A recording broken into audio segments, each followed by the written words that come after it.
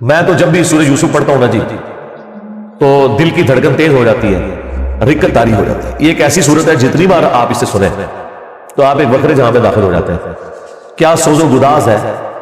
ایک شخص جو اللہ کا پیغمبر ہے اسے اپنے بھائیوں سے تکلیف اٹھانی پڑ رہی ہے، جو کہ خود ایک پیغمبر کی اولاد ہے، کافر بھی نہیں ہے، اور پھر اللہ تبارک و تعالیٰ انہیں کہاں سے اٹھا کر اس وقت کی جو سب سے بڑی آپ سمجھ لیں امپائر تھی، اس کی سب سے کریٹیکل پوسٹ کے اوپر پہنچا دیتے ہیں.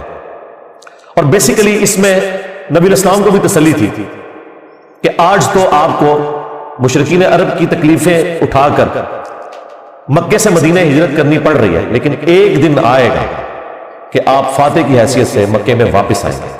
جس طرح آپ کے قبیلے کے لوگوں نے، قریش نے، جو اعلان نبوت سے پہلے آپ سے اتنی محبت کرتے تھے کہ آپ کو صادق اور امین کہتے تھے، اس لیول پہ آپ سے دشمنی نبھائی کہ آپ کو اپنا علاقہ چھوڑنا پڑ گیا. ایک دن آئے گا انہی لوگوں میں آپ فاتح بن کر آئیں گے اور اس وقت آپ بادشاہ ہوں گے، اللہ کے خلیفہ ہوں گے، اختیار آپ کے پاس ہوگا. جس طرح کہ یوسف علیہ السلام کو ان کے بھائیوں سے تکلیف پہنچی اور انہوں نے ان کو بیچ دیا، وہ غلامی کی زندگی انہیں گزارنی پڑی، اس کے بعد جیل کی زندگی، اور الٹیمیٹلی اللہ تعالیٰ نے انہیں مصر میں آپ سمجھ لیں بے تاج بادشاہی بنا دیا. لیکن وہاں پہ بھی اینڈ رزلٹ کیا نکلا؟ لا تثریب علیکم اليوم، آج کے دن میں تم پہ کوئی گرفت نہیں کروں گا. اور یہاں پر بھی نبی علیہ السلام بھی جب آپ کو پتہ ہے مکے میں داخل ہوئے تو آپ نے وہی الفاظ دہرائے جو یوسف علیہ السلام نے دہرائے تھے، لا تثریب علیکم اليوم، آج میں تم پہ کوئی گرفت نہیں کروں گا. یار یہ اخلاقیات پیغمبروں کے ہی ہوتے ہیں، یہ حوصلہ پیغمبروں کے اندر ہی ہوتا ہے. اللہ تعالیٰ ایک خاص انہیں یہ ملکہ دے دیتا ہے، وہ اپنے نفس پر اتنا قابو پا لیتے ہیں کہ اپنے دشمنوں کے لیے اتنا نرمی کا رویہ تمام اختیار کے باوجود، یہ نبیوں کا ہی خاص ہے. اللہ تعالیٰ ہمیں بھی اس طرح کے اخلاق میں سے حصہ عطا فرمائے، آمین. اچھا، ایران والوں نے یوسف علیہ السلام کی پوری یہ جو بایوگرافی سورہ یوسف میں آئی ہے، اس کے اوپر ایک تفصیلی فلم 45 اقساط کے اوپر بنائی ہے فارسی زبان کے اندر، اور کئی زبانوں میں اس کی ڈبنگ ہو چکی ہے. عربی کے اندر ہو چکی ہے ڈبنگ، اردو زبان کے اندر پیغام والے جو ہیں کراچی کے پروفیشنل ڈبنگ انہوں نے کی ہے. آپ کو لگتا ہی نہیں ہے اردو میں فلم بنی ہے یا فارسی میں، اتنی پروفیشنل اس کی ڈبنگ. اس میں انہوں نے وہ پورے حالات و واقعات فلمائے ہیں اور آپ کو اس زمانے میں پہنچا دیا ہے. آپ یوسف علیہ السلام کے جو قید کے سال ہے نا، وہ آپ کو بس وہ اس فلم کو دیکھ کے اندازہ ہوگا کہ یہ کیا تکلیف ہے جو انہوں نے کاٹی ہے. اور ایک چھوٹے سے بچے نے جو تکلیفیں اپنے بھائیوں سے کاٹی، ایسا بچہ کہ جس کی ماں بھی فوت ہو چکی ہے. میں کہتا ہوں وہ فلم تو آپ جتنی بار دیکھیں، وہ ڈرامہ سیریل، انسان کے آنسو نہیں رکتے جس پرفیکشن کے ساتھ انہوں نے اسے فلمایا. اور ریالٹی تو اس سے بھی زیادہ دردناک ہوگی. تو ظاہر اب یہ ایک فلم بن چکی ہے، اور میں نہیں سمجھتا کہ وہ مسلمان جو روزانہ ہالی ووڈ یا بالی ووڈ کی فلمیں دیکھ کر سوتے ہیں، ان سے یہ ڈرامہ سیریل مس ہو جائے. انہیں ضرور دیکھنی چاہیے. اور توحید جس طریقے سے انہوں نے اس میں بیان کی ہے، کمال کی توحید بیان کی. چند ایک جگہوں پہ آپ کو اختلاف ہو سکتا ہے، لیکن اوورال جس طریقے سے انہوں نے اسے فلمایا، ایک صحیح ایمان جو ایک مسلمان کے دل میں جاگزی ہونا چاہیے، وہ انہوں نے واقعی اس کے اندر فلما دیا. میں شروع میں ایک بلو پرنٹ کے طور پر سورہ یوسف میں جو یوسف علیہ السلام کی بایوگرافی آئی ہے وہ بیان کر دیتا ہوں، مختصر سی. تفصیلی میں نہیں کروں گا تاکہ آپ کا ٹیسٹ خراب نہ ہو. پھر آپ جب ان آیات سے گزریں گے تو آپ اس ٹیسٹ کو فیل کریں گے. یوسف علیہ السلام چونکہ حضرت یعقوب علیہ السلام کے بیٹے تھے، اور ظاہر ہے کہ ان کی لیگیسی کو آگے کسی نے تو لے کے چلنا تھا. یوسف علیہ السلام کے 11 بھائی تھے، ان میں سے ایک بنیامین تھے، جو ایسے بھائی تھے کہ ماں اور باپ دونوں کامن تھے. اور باقی جو 10 بھائی تھے وہ دوسری والدہ سے تھے ان کے، وہ خالہ بھی لگتی تھی ان کی یوسف علیہ السلام کی، اور ظاہر ہے کہ ماں بھی تھی کیونکہ ان کے والد نے ان سے نکاح کیا ہوا تھا. 10 بیٹے اس ماں سے تھے، 2 یہ تھے، اور آپس میں ان کا ایک حسد والا معاملہ ہو گیا شیطان کی وجہ سے. ظاہر ہے کہ اب باپ کی لیگیسی کو کس نے آگے لے کے چلنا ہے؟ وہ ظاہر ہے وہ تو باپ نے تو ڈیسائیڈ ہی نہیں کرنا، وہ تو اللہ نے ڈیسائیڈ کرنا ہے. اب یوسف علیہ السلام کو اللہ تعالیٰ نے ایک خواب دکھایا، اور خواب انبیاء کے حق میں وحی الہی ہوتا ہے. بخاری مسلم میں حدیث ہے کہ خواب نبوت کا 40واں حصہ ہے. حضرت ابراہیم علیہ السلام کو بھی خواب میں دکھایا گیا تھا، سورہ صافات میں آتا ہے کہ میں اپنے بیٹے کی قربانی کر رہا ہوں، اسی لیے انہوں نے اسے ایگزیکیوٹ کرنے کی کوشش کی اور اللہ تعالیٰ نے فدیہ بھیج دیا. لیکن ایگزیکیوٹ اتنی بڑی ایکٹیویٹی کو کرنا کہ بیٹا قربان کرنا، اسی لیے تھا کہ وہ وحی الہی تھا. یوسف علیہ السلام کو اللہ تعالیٰ نے چھوٹی عمر کے اندر ہی 10-12 سال کی عمر میں ہی یہ خواب دکھایا کہ 11 ستارے اور سورج اور چاند انہیں سجدہ کر رہے. اس خواب کا ذکر انہوں نے اپنے والد سے کیا. ظاہر ہے اس زمانے میں تو والد ڈائریکٹ ٹریننگ کیا کرتے تھے اپنی اولاد کی، اور ایک بڑی فرینکنس ہوتی تھی، اور پھر نبی کی اولاد. حضرت یعقوب علیہ السلام کو پتہ چل گیا کہ میری اس نبوت کا وارث اب یہ ہونے والا ہے، یعنی 12 بچوں میں سے اس کے سر کے اوپر یہ تاج نبوت سجنا ہے. تو ظاہر ہے باقیوں نے تو حسد کرنا ہے، حسد تو آ ہی جاتا ہے، آدم علیہ السلام کے بیٹوں میں آیا تھا، تو یہ اولاد آدم والی معاملہ. بہرحال وہ حسد آیا. حضرت یعقوب علیہ السلام نے یوسف علیہ السلام سے کہا تھا کہ اس خواب کا ذکر تم نے اپنے بھائیوں سے نہیں کرنا، ورنہ وہ تمہارے خلاف کوئی نہ کوئی چال چلیں گے.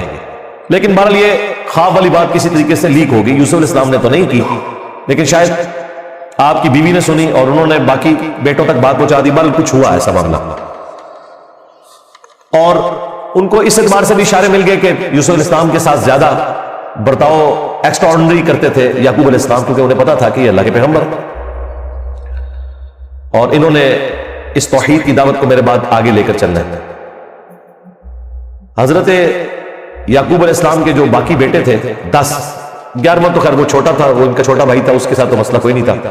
وہ 10 بیٹوں نے اپنے باپ سے کہا کہ ہم دیکھتے ہیں کہ آپ بڑے پوزیسو ہیں یوسف کے معاملے میں، اسے آپ ہمارے ساتھ بھیجیں، یہ بھی ہمارے ساتھ کھیلا کودا کرے، جب ہم اپنے جانوروں کو چرانے کے لیے لے جاتے ہیں تو اس کو بھی ساتھ لے جائیں گے، تھوڑی اس کی بھی آؤٹنگ ہو جائے گی. تو حضرت یعقوب علیہ السلام کو یہ بات کلک کر گئی کہ یہ کچھ کرنا چاہتے ہیں. ان کو تو اندازہ ہی نہیں تھا کہ اتنی بڑی آزمائش ان کا انتظار کر رہی ہے. یار 40 سال کی جدائی آپ امیجن کریں، اور قرآن میں آیا کہ وہ نابینا ہو گئے تھے رو رو کے، اس تکلیف سے وہ گزرے. تو انہوں نے کہا کہ مجھے خطرہ ہے کہ تم یوسف کو صحیح طریقے سے دیکھ بھال اس کی نہیں کرو گے، کیئر لیس ہو جاؤ گے، چھوٹا بچہ ہے تو بھیڑیا اس میں حملہ آور نہ ہو جائے. انہوں نے کہا ہمارے ہوتے ہوئے 10 بھائی جس کے ہوں تو پھر تو ہم پھر نام کے ہی جوان ہوئے. بہرحال وہ تقدیر میں لکھا تھا، ایسا تو ہونا تھا. یوسف علیہ السلام نے وہاں پہنچنا ہی تھا جہاں اللہ تعالیٰ نے انہیں اتنا بڑا منصب عطا کرنا تھا. وہی ہوا. تنگ آ کے یعقوب علیہ السلام نے اجازت دے دی، وہ لے گئے یوسف علیہ السلام کو، اور پلان یہ بنایا کہ اسے قتل کریں گے.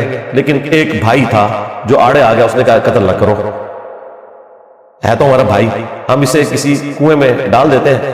اور ان زمانوں میں جو قافلے گزرا کرتے تھے وہ کنویں پہ پانی کے لیے رکتے تھے، تو ہو سکتا ہے کہ کوئی نکالے تو یہ اس کے ساتھ ہی چلا جائے، جان چھوٹ جائے، قتل نہ کرو. اور اس میں وہ یہ بھی کہتے ہیں کہ ہم اس وقت تو یہ ایکٹیویٹی کرتے ہیں، پھر بعد میں اللہ سے توبہ مانگ لیں گے، اللہ تعالیٰ بڑا بخشنے والا مہربان ہے، جو کچھ بھی ہے تیرے محبوب کی امت سے. یہ بھی قرآن میں نقل ہوا ہے. وہی سیم مینٹالٹی آگے چل رہی ہے، بعد میں نہیں بن جائیں گے. اور انہوں نے ڈرامہ بازی یہ کی کہ یوسف علیہ السلام کے کرتے کے اوپر کسی بھیڑیے کا خون مال لیا اور کہا کہ ہم تو اسے سامان کے پاس چھوڑ کے گئے تھے، پیچھے سے بھیڑیا آیا اور یوسف کو کھا گیا، اور یہ اس کی قمیض ہے. عشاء کے وقت روتے ہوئے آئے، رات کے وقت قرآن کے الفاظ ہیں. حضرت یعقوب علیہ السلام کو سمجھ آ گئی کہ یہ میری آزمائش شروع ہو گئی، کیونکہ توحید ایک ننگی تلوار ہے. انہیں سمجھ آ گئی تھی کہ میں نے اپنے بیٹے سے جو اتنی شدید محبت رکھی ہے نا، اللہ تعالیٰ مخلوق کی محبت کو برداشت نہیں کرتا، ایٹ لیسٹ ایک پیغمبر کے دل میں اس ایکسٹریم لیول کے اوپر جا کر. تو میری آزمائش شروع ہو گئی ہے. تو انہوں نے کوئی بحث نہیں کی، انہوں نے کہا میں صبر کروں گا جو کچھ ہوا. ان کو پتا تھا کہ یہ اب اللہ کا فیصلہ ہے، کرنے سے کچھ نہیں ہونا. جو کوئی تھوڑی بہت کوشش کی وہ کی، انہیں اینڈ پہ ان کا میں اب صبر ہی کروں گا، جو اللہ اس کے لیے فیصلہ کرے. وہی ہوا.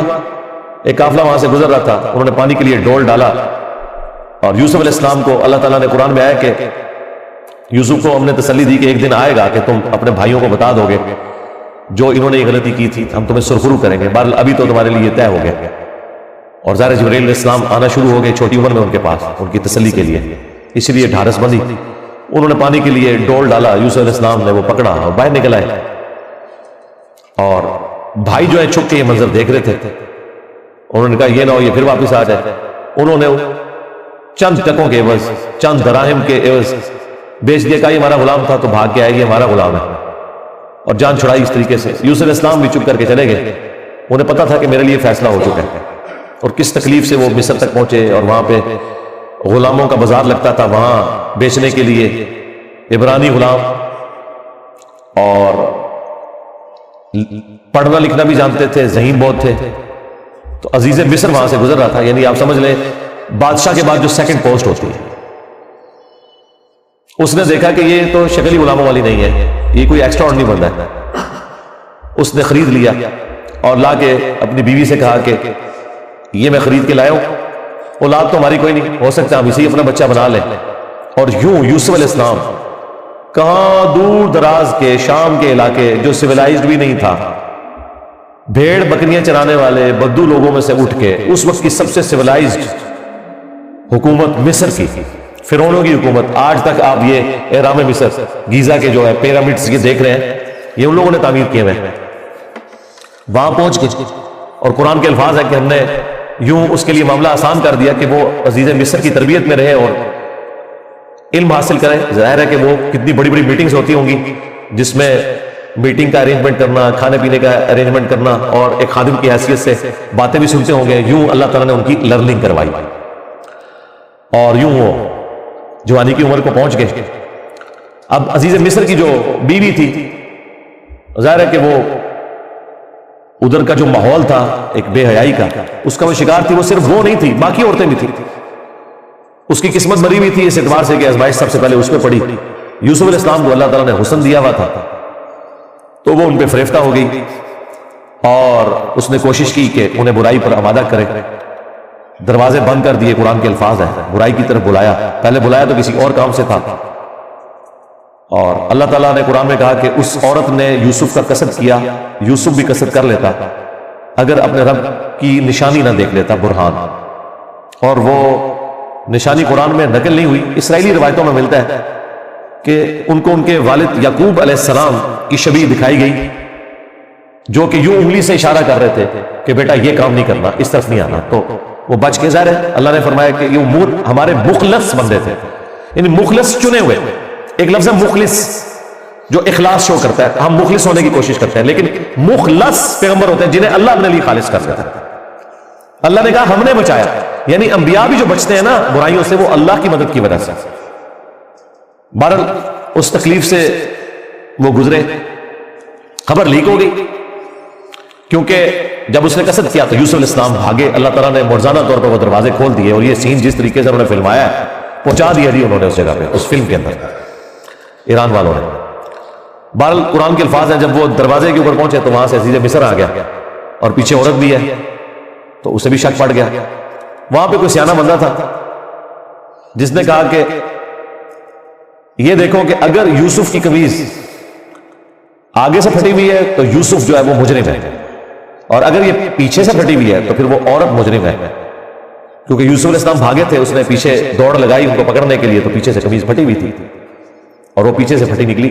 ایران والوں نے فلم میں یہ فلمایا کہ وہ ایک شیرخوار بچہ بول اٹھا، لیکن یہ دور کی بات. اگر یہ واقعہ ہوا ہوتا تو سارے کے سارے یوسف علیہ السلام کو ضیوت نہ مان لیتے کہ یہ تو کوئی عام انسان نہیں ہے. مجھے لگتا ہے کوئی سمجھدار آدمی تھا جس نے مشورہ دیا، اور یہ لاجیکل بھی تھا. تو عزیز مصر کو پتہ چل گیا کہ اس عورت کی چال ہے، پھر بھی وہ باز نہیں آئی. جب اس کی خبر لیک ہوئی تو اس نے کہا میری تو دم کٹ گئی ہے، میں اب ساری عورتوں کی دم کٹواؤں گی. اس نے وہ جتنی بڑے اشرافیہ وہاں مصر کا تھا ان ساری عورتوں کو دعوت پہ بلایا، اور سب کے ہاتھ میں ایک ایک چھری دے دی، قرآن کے الفاظ ہیں، اور ایک ایک سیف دیا، اور یوسف علیہ السلام کو کہا کہ ان عورتوں کے سامنے آؤ. تو قرآن کے الفاظ ہیں کہ جب یوسف علیہ السلام ان کے سامنے آئے تو عورتوں نے بے خیالی میں وہ کاٹتے ہوئے سیب کو اپنی انگلیاں بھی کاٹنے سے مراد یہ نہیں کہ وہ کٹ کے لادہ ہوگی، مراد یہ کہ اس میں تھوڑا بہت زخم آیا. یہ اتنا نہیں ہے کہ وہ انگلیاں ٹوٹ کے کوئی لادہ ہوگی تھی، یا کوئی ساری عورتوں نے یہ سب کچھ کر لیا. ڈاکٹر صاحب نے اس کی اچھی توجہ بیان کی ہے کہ ہو سکتا ہے کہ کسی عورت کی انگلی زخمی ہو، اور یوسف علیہ السلام جو کہ غلام تھے وہ اس کی طرف متوجہ ہوں کہ میں اس کو پٹی کر دوں یا اس کے لیے کچھ ارینجمنٹ کروں، تو باقی عورتوں نے یوسف علیہ السلام کو اپنی طرف اٹریکٹ کرنے کے لیے جان بوجھ کے خود ہی اپنی انگلی کاٹی ہو کہ تاکہ وہ متوجہ ہو. کوئی بار اس طرح کا سلسلہ ہوا ایک ایکسٹرا آرڈنری. اور جب یہ حالت ہوئی تو اس نے پھر کہا کہ ہاں یہ تھا جس کے لیے تم مجھے بات کر رہی تھی، تم لوگ بھی تو اس میں گرفتار ہو گئے. اور پھر اس کی ڈٹائی ہے، اس نے کہا کہ میں اسے برائی کی طرف بلا رہی ہوں، اگر اس نے میری بات نہ مانی تو میں اسے جیل میں ڈلوا دوں. تو یوسف علیہ السلام نے دعا کی کہ یا اللہ مجھے جیل قبول ہے اس برائی کے عوض کہ میں تیرا مجرم بنوں. دیکھیں کوئی گناہ بھی نہیں کیا، برائی سے بچے ہیں، ہم ہوں تو ہم کے ہمیں انعام ملے. وہ کہہ رہے ہیں مجھے انعام میں جیل مل جائے کہ میں ان کے شر سے بچ جاؤں. بہرحال پھر وہ بہانہ کر کے ان عورتوں نے جھوٹے الزامات لگا کے یوسف علیہ السلام کو جیل میں ڈلوا دیا. یوسف علیہ السلام بھی راضی تھے، ٹھیک ہے چلے گئے. آلموسٹ 9 سے 10 سال تک وہ جیل میں رہے، اور وہ جیل کا جو انہوں نے سین فلمایا ہے وہ بندہ دیکھ نہیں سکتا. جو وہاں پہ کسپرسی کی حالت تھی بال انہوں نے گزاری، لیکن آپ کے اخلاق سے متاثر ہو کے دعوت توحید بھی وہاں پہ پہنچی. اور اسی دوران 2 ایسے قیدی تھے کہ ان دونوں نے الگ الگ خواب دیکھے، اور انہوں نے یوسف علیہ السلام سے کہا کہ آپ اچھے بھلے معلوم ہوتے ہیں، اگر آپ تعبیر بتا سکتے ہیں. ان کا میں اس کی تعبیر جو بتاؤں گا وہ تعویل ہوگی، پھر وہ مقدر ہو جائے گی. اور وہ خواب انہوں نے اپنا بیان کیا. ایک نے خواب یہ بیان کیا کہ میں نے یہ دیکھا کہ میں اپنے رب یعنی اپنے اس بادشاہ کو شراب نچوڑ کے دے رہا ہوں. دونوں کے قتل کے فتوے جاری ہو چکے ہوئے تھے. تو یوسف علیہ السلام نے اسے کہا کہ تم عنقریب چھوٹ جاؤ گے. دوسرے نے دیکھا کہ میرے سر کے اوپر روٹیوں کا ایک ٹوکرا ہے اور اس سے جانور پرندے کھا رہے ہیں، تو ان کا تم سولی دیے جاؤ گے اور تمہاری لاش سے جانور کھائیں گے. اور وہی ہوا. اور قرآن کے الفاظ ہیں کہ جسے نجات ملنے والی تھی اسے یوسف علیہ السلام نے کہا کہ جب تم چھوٹ جاؤ تو اپنے بادشاہ سے میرا ذکر کرنا کہ میرے ساتھ یہ زیادتی ہوئی ہے. لیکن قرآن کے الفاظ ہیں کہ شیطان نے وہ ذکر بھلا دیا. ظاہر ہے اللہ نے تو کوئی اور ہی فیصلہ کیا ہوا تھا. اور یوں آلموسٹ 9 سے 10 سال ان کے جیل میں کٹ گئے، یہاں تک کہ اس بادشاہ کا جو بیٹا ہے وہ تخت نشین ہوا اور اس نے خواب دیکھا. ظاہر بادشاہ کو اللہ تعالیٰ اس طرح کے خواب دکھایا کرتا تھا. مخلوقات کو دیکھنے کی ذمہ داری اللہ تعالیٰ نے بادشاہوں کے اوپر ہی رکھی ہوئی ہے جو ان کے انڈر رعایا ہے.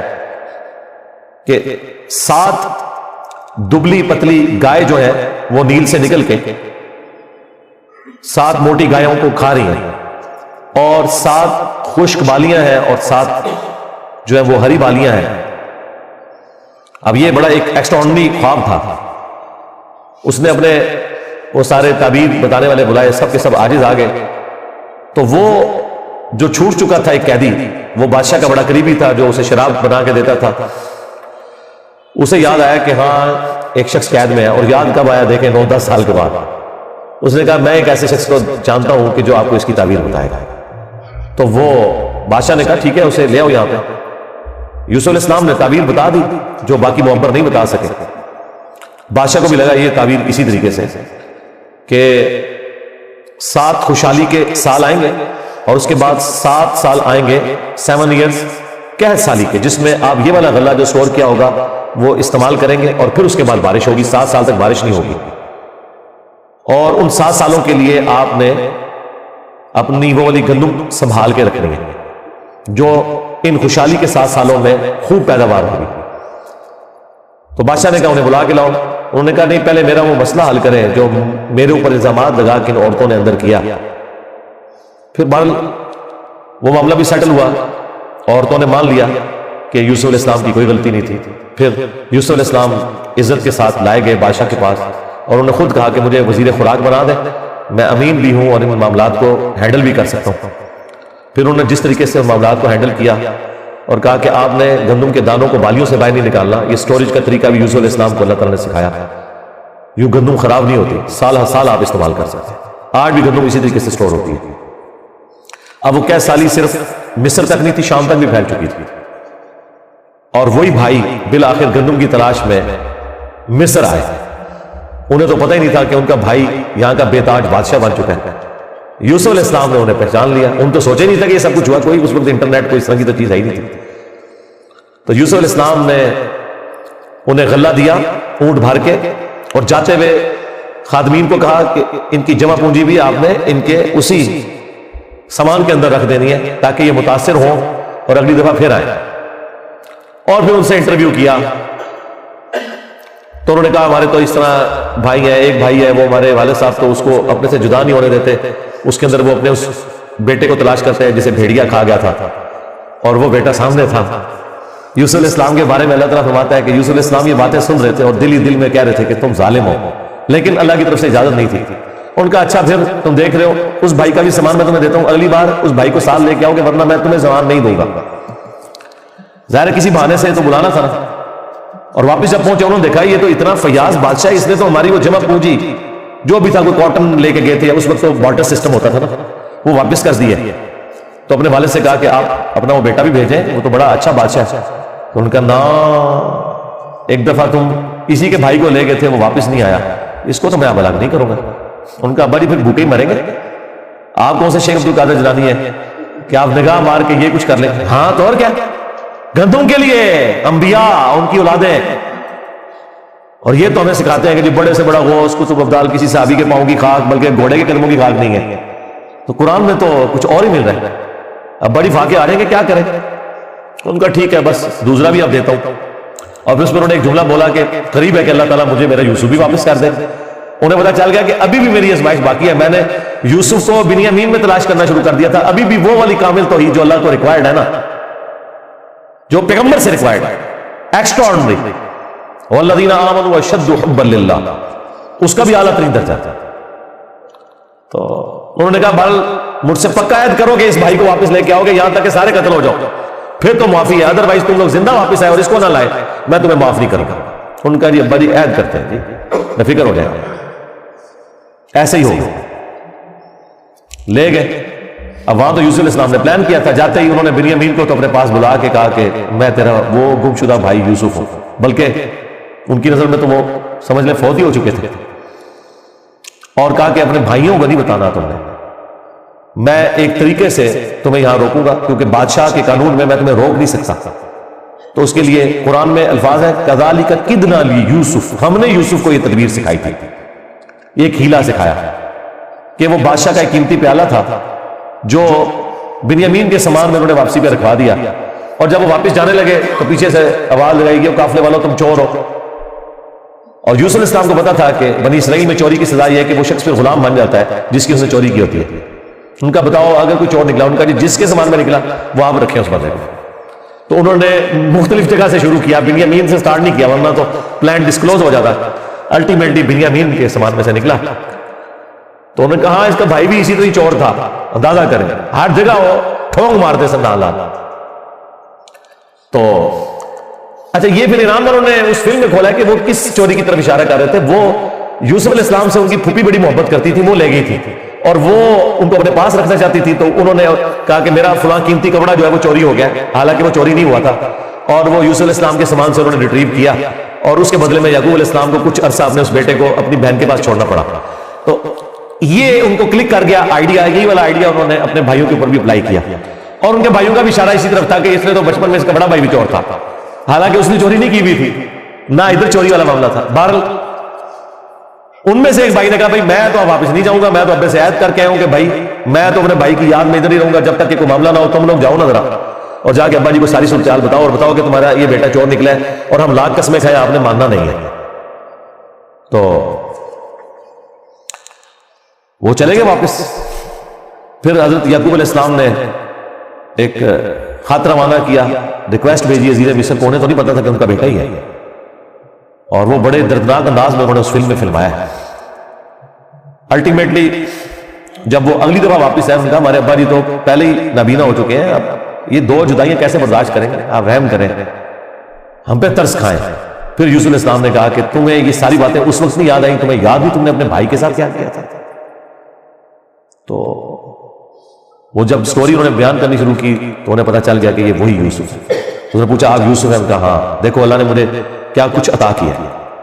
اور انہوں نے کہا کہ ہمیں معاف کر دیں. انہوں نے کہا لا تثریب علیکم اليوم, آج کوئی گرفت نہیں ہے. شیطان نے یہ ہمارے درمیان جدائی ڈالی تھی, کیونکہ اتنے بڑے منصب تک پہنچنے کے لیے تکلیف بھی تو کاٹنی پڑتی ہے نا. حسین بننا بھی سوکھا تو نہیں ہے, جنتی نوجوانوں کا سردار بننا ہے تو پھر قربانی تو دینی پڑے گی. اور انبیاء کو یہ پتا ہوتا ہے کہ قربانی سے گزر کے ہی آپ مقام حاصل کرتے ہیں. انہوں نے کہا کہ یہ میری قمیض لے جاؤ, اللہ تعالیٰ نے وحی کے ذریعے مجھے بتائی ہے یہ بات, جا کے میرے والد کی آنکھوں پہ ملو, اللہ تعالیٰ ان کی بینائی کو واپس کرے گا. اور یوں وہاں سے قاصد نکلا, وہ کرتا لے کے یوسف علیہ السلام کا, قرآن کے الفاظ ہیں. حضرت یعقوب علیہ السلام کہتے ہیں کہ اگر تم مجھے مفند نہ سمجھو، وہی المحند اور المفند قرآن میں الفاظ ہیں یہ، یعنی یہ نہ سمجھو کہ میرا دماغ سٹیا گیا تو مجھے تو یوسف کی خوشبو آ رہی ہے. اچھا یوسف کی خوشبو اس وقت نہیں آئی جب وہ بک کے جا رہے تھے، کیونکہ اللہ تعالیٰ نے پردہ ڈالا تھا. ادھر اللہ نے یوسف کی خوشبو، بہرحال وہی بشارت لے کے آیا، آنکھوں کو لگائی، بینائی واپس آ گئی، اور ساتھ خط آیا کہ اب آپ واپس آئیں، یہاں پہ میرے پاس آ جائیں اور بنی اسرائیل کو شفٹ کریں. وہ سارے ود فیملی وہاں شفٹ ہوئے. وہاں یوسف علیہ السلام آل نال تھے، انہوں نے ایک قطعہ زمین ان کو دیا، اور یوں بنی اسرائیل وہاں پہ آباد ہو گئے. اور پھر حکومتی لیول پہ رہے، یہاں تک کہ وہاں پہ ایک نیشنل موومنٹ غالب آئی اور ان کو غلام بنا دیا گیا، جو کسی زمانے میں بادشاہ انجوائے کر رہے تھے. اور پھر ان غلاموں میں اللہ تعالیٰ نے حضرت موسیٰ علیہ السلام کو مبعوث کیا اور فرعونیوں سے نجات دلوائی، ایک منجی اور ہادی بنا کے. اور پھر وہ جاتے ہوئے المستضل علاقے میں آتا ہے. یوسف علیہ السلام نے وصیت کی تھی کہ جب کبھی بنی اسرائیل یہاں سے شفٹ ہو تو میری لاش بھی لے جانی ہے. پھر وہ لاش بھی لے گئے، اس پہ میری تفصیلی ویڈیو ریکارڈ آپ یوٹیوب پہ دیکھ سکتے ہیں. یہ پورے کا پورا ایک معاملہ تھا. اور پھر وہ آخر میں وہی ہوا کہ سجدہ تعظیمی کیا یوسف علیہ السلام کو ان کے بھائیوں نے اور ماں باپ نے. ان زمانوں میں سجدہ تعظیمی جائز تھا، جس طرح کہ آدم علیہ السلام کو فرشتوں نے کیا. اس امت میں حرام ہو گیا. ابو داؤد میں اور ترمذی میں حدیث ہے کہ اگر میں سجدہ تعظیمی جائز سمجھتا تو بیویوں سے کہتا کہ اپنے خامدوں کو کریں اس حد کے سبب. ابو داؤد میں تو الفاظ ہے، ایک صحابی نے حضور کو سجدہ کیا، آپ نے فرمایا سر اٹھا کیا کر رہے ہیں؟ جب میں فوت ہو جاؤں گا تو میری قبر سے گزرو گے تو کیا مجھے سجدہ کرو گے؟ انہوں نے کہا نہیں یا رسول اللہ. فرمایا مجھے کو سجدہ کر رہا ہوں. اگر میں سجدہ جائز سمجھتا تو بیویوں سے کہتا کہ اپنے خامدوں کو کریں. اور یہ سجدہ تعظیمی، سجدہ عبادت ہمیشہ سے اللہ کے لیے رہا ہے. جبرائیل علیہ السلام نے حضرت آدم کو سجدہ عبادت نہیں کیا، سجدہ تعظیمی تھا. ان زمانوں میں ٹو باؤ ڈاؤن بھی ہوتا تھا، جھکا بھی جاتا تھا. ہمارے نبی علیہ السلام پر اللہ تعالیٰ نے جو ختم نبوت فرمائی تو توحید بھی ایسی کامل کی ہے کہ اب یہ سب کے سب معاملات ختم. ختم نبوت کی برکت سے کشف، الہام، یہ سب کچھ ختم غیر نبی کے اوپر.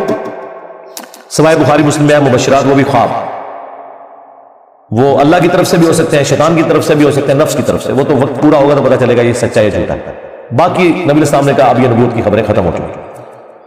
اگلے زمانوں میں یہ ہوتا تھا، اللہ تعالیٰ غیبی خبریں دیا کرتا تھا غیر انبیاء کو بھی. اور اگلے زمانوں میں یہ بھی تھا کہ سجدہ تعظیمی ہوتا تھا. اللہ تعالیٰ نے توحید بھی اس امت میں کامل کی کہ سجدہ تعظیمی بھی حرام کر دیا، اور اب کسی کے لیے سجدہ نہیں ہے. بل وہ سجدہ کیا تو حضرت یوسف علیہ السلام نے کہا ابا جان یہ دیکھ لیں، یہ تعبیر ہے میرے اس خواب کی جو میں نے وہ بچپن میں دیکھا تھا. سرکار وہ خواب جڑا دیکھا ہے وہ تعبیر ہونے اس کا مزہ لوٹنے کے لیے 40 سال کی مشقت، جدائی، وہ بڑی تکلیف دہ چیز ہے. وہ جو آخری سین انہوں نے فلمائے ہیں نا، یعقوب علیہ السلام اور یوسف علیہ السلام کی جو ملاقات والا سین ہے، وہ بندہ دیکھ نہیں سکتا. اس زمانے میں انہوں نے پہنچا دیا جی، جو ایران والوں نے وہ ڈرامہ سیریل بنائی ہے 45 ایک ساتھ کرتے. بہرحال الٹیمیٹلی اللہ تعالیٰ نے اس سے نبی علیہ السلام کو بھی بتایا کہ اگر آپ اس تکلیف سے گزر رہے نا تو یوسف علیہ السلام نے بھی تکلیف کاٹی. ہمارے نبی کی تکلیف پھر اس لیول پہ نہیں گئی. اللہ تعالیٰ نے 8 سال کے اندر ہی فتح مکہ کروا دیا. لیکن بہرحال انبیاء کو کیسی کیسی تکلیف اٹھانی پڑتی ہیں. یہ واقعات سننے میں بڑے انٹرسٹنگ تو فیل ہو رہے ہیں، لیکن جب آپ وہ فلم دیکھیں گے نا تو آپ کو اندازہ ہوگا کہ جس پہ یہ گزر رہی تھی اس کے لیے کتنی تکلیف دہ چیز، ایک ایک لمحے میں تکلیف جڑی ہوئی تھی. اس کو ہم امیجن بھی نہیں کر سکتے. آج بات کرنا آسان ہے. اللہ تعالیٰ نے انبیاء کرام علیہ السلام کو تکلیف سے گزار کر مرتبہ دینا ہوتا ہے. ہمارے نبی علیہ السلام کو بھی اللہ تعالیٰ نے اتنا جو اعلیٰ مقام عطا فرمایا تو اس کے گیت پھر انہیں تکلیف بھی